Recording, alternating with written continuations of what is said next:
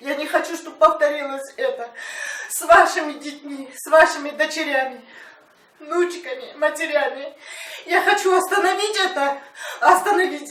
Пожалуйста, помогите.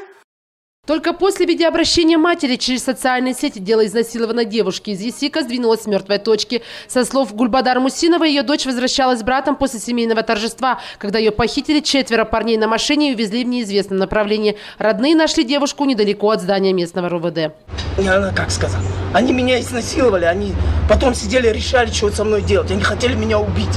Не найдя защиты у правоохранительных органов, семья обратилась в общественный фонд «Тансари». Уже через несколько часов множество неравнодушных казахстанцев высказали свое негативное отношение не только к дерзкому преступлению, но и к бездействию полицейских. Это не только на уровне полиции, это и на уровне больниц. Был хирург, позволил себе нелестное высказывание в адрес девушки. Почему-то он позволил себе упреки в адрес жертвы в тот момент, когда она проходит тяжелейшую процедуру, в тот момент, когда ей надо сдать анализы. Он даже эти анализы не стал брать. Она говорит, я удивилась, что он с меня только взял вот эти вот, побои снял.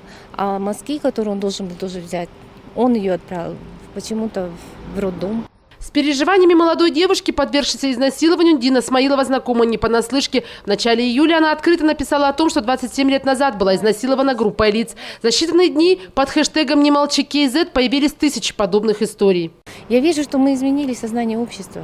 Я просто аплодирую, потому что женщины, которые вышли, открыто написали, я не буду сказать, не молчи там или еще что-то. Это же не одна страна была, это же очень много стран. И первое время испуганные мужчины, притихшие, а сейчас какая волна пошла поддержки от мужчин.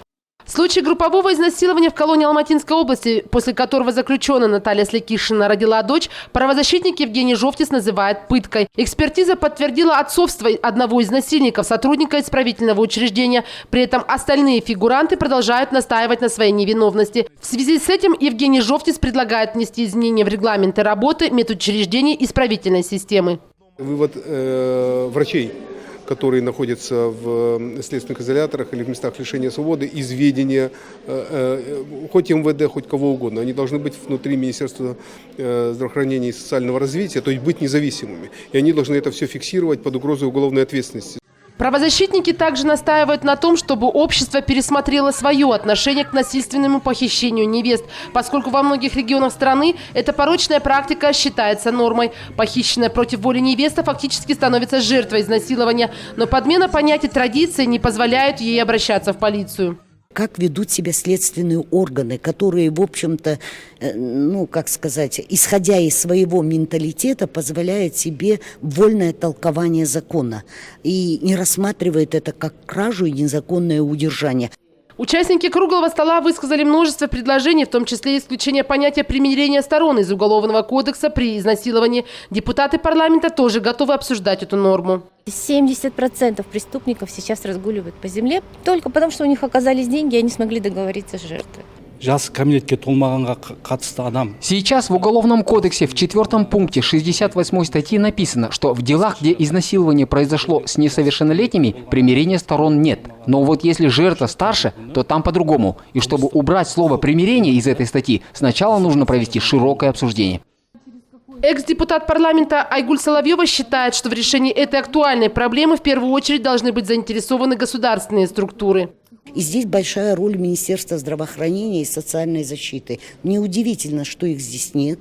Нет прокуратуры, которая вообще целый проект ведет обществу без насилия. И поэтому интересная немножко ситуация, что общество разговаривает само с собой. О проблеме изнасилования в Казахстане так масштабно заговорили впервые. По мнению экспертов, общество не должно бояться активно и открыто противостоять подобным преступлениям в рамках закона, пока оскорбленные родственники не начали устраивать самосуд. Айнур Коскина, Ганизат Оспанов. Настоящее время.